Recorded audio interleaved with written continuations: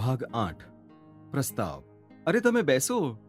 દેવિકા અશોકભાઈને ફરી બેસાડી ને તેમની બાજુમાં જ પડેલી ખુરશી પર દેવિકા બેસી ગઈ.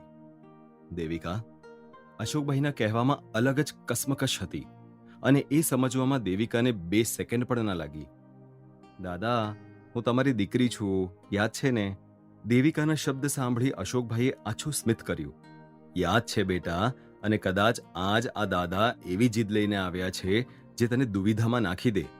પણ બેટા, તું આ વૃદ્ધ દાદાની નજરે વિચાર તો કહું.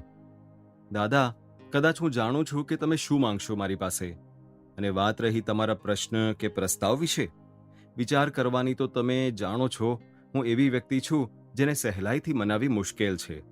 બીજી વાત કે હું છેલ્લા 6 વર્ષથી જ્યારથી મને આ સંસ્થાનું પરિવાર મળ્યું છે ત્યારથી મારા ફાયદા પહેલા હું આ સંસ્થાનો ફાયદો પહેલા જોઉં છું.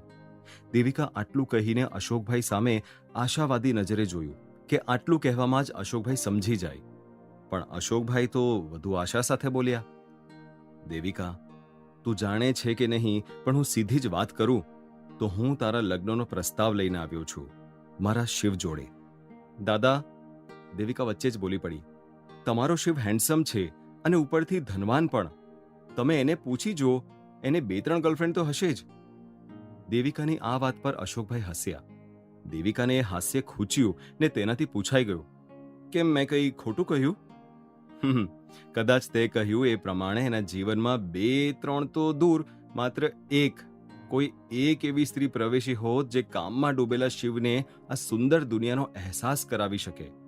પણ શિવે કોઈને એની નજીક ક્યારેય આવવા જ ન દીધી. ભૂતકાળમાં બનેલા એક ક્રૂર દ્રશ્ય એ શિવના મનમાં લગ્ન જીવન પ્રત્યે એ ડર ઉત્પન્ન કરી દીધો છે. એ લગ્ન વિશેનો વિચાર તો દૂર, એ શબ્દ પણ એને અકળાવી મૂકે છે. અશોકભાઈએ નિસાસો નાખ્યો ને દેવિકા સામે જોયું. બેટા, આ વખતે શિવે જ્યારે કહ્યું કે એ લગ્ન વિશે વિચારશે, ત્યારે મેં જે ખુશી અનુભવી એ હું તને કઈ રીતે કહું? પણ દાદા... દેવિકા, શિવ પર તારો પ્રભાવ પડ્યો છે. એ પ્રભાવ તારા સારા કામોનો, આત્મવિશ્વાસ ભર્યા વ્યક્તિત્વનો, તારા ચહેરા પરના તેજનો છે, જેને શિવના મનમાં એક તસવીર ઊભી કરી દીધી છે, જે કદાચ શિવ ઈચ્છે તો પણ ભૂલી ના શકે. દાદા, એવું કંઈ જ નથી. માણસના મનમાં શું ચાલે છે એ કદાચ એ માણસને પણ સમજતા વાર લાગે છે. હું અને શિવ, અમારા વચ્ચે એક બાબત પણ સિમિલર નથી. મને નિખાલસતા અને પ્રેમભર્યું વર્તન અને વાતાવરણ પસંદ છે, જ્યારે એ ગુસ્સાનો માલિક છે. દેવિકા અશોકભાઈને સમજાવવાના પૂરા પ્રયત્ન સાથે બોલી. શિવમાં રહેલો એક ભાગ પ્રેમાળ છે, જે મેં જોયો છે, અનુભવેલો છે. અને વાત રહી સમજવાની, તો ક્યારેક બાળકના મનમાં શું ચાલે છે એ પોતે નથી જાણતું કે સમજી પણ નથી શકતું, પણ એના મા બાપ સમજી લે છે. શિવની માં કહે કે બાપ, બધું હું જ છું, હું એને એનાથી વધારે સમજું છું.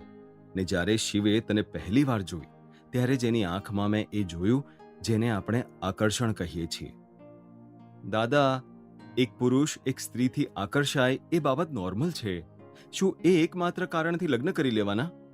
દેવિકાએ અશોકભાઈના અનુમાનને બીજી દિશા આપવા પ્રયત્ન કર્યો. ના બેટા, લગ્ન માટે તો કોઈ કારણની જરૂર જ નથી હોતી. જે 2 વ્યક્તિ મળવાના છે એ કોઈ પણ સંજોગોમાં મળી જ જશે. બસ એને મળવામાં ક્યારેક કોઈ વાતાવરણ, તો ક્યારેક કોઈ માણસ કે ક્યારેક કોઈ ઘટના નિમિત્ત બનતી હોય છે. પણ લગ્ન પછી પણ એક પુરુષ અને એક સ્ત્રીના એકબીજા પ્રત્યેનું આકર્ષણ અને પ્રેમ જળવાઈ રહે એ મહત્વનું છે. અને વાત રહી શિવની, તો એના ભૂતકાળને જોતા એ કોઈ પ્રત્યે સહેલાઈથી આકર્ષાઈ જાય એ શક્ય જ નથી. અશોકભાઈના કહેવામાં જાણે વર્ષોનો અનુભવ છલકતો હતો. એવું તો શું બન્યું છે ભૂતકાળમાં કે જેને તમને આટલા મજબૂર કરી મૂક્યા છે?